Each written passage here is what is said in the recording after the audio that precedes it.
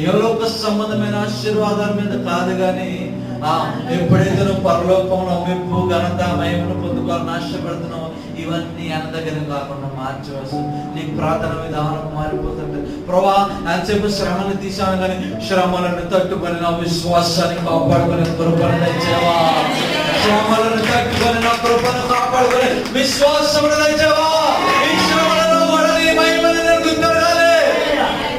ఇశ్రాయేలు ప్రజలు అనుకుంటున్నారు మేము ఐగుప్తులో నుండి బయటికి వెళ్ళిపోతే దేవుని యొక్క మహిమను మేము చూస్తాం అనుకున్నారు. కానీ ప్రభు ఏం చేస్తున్నాడు తెలుసా?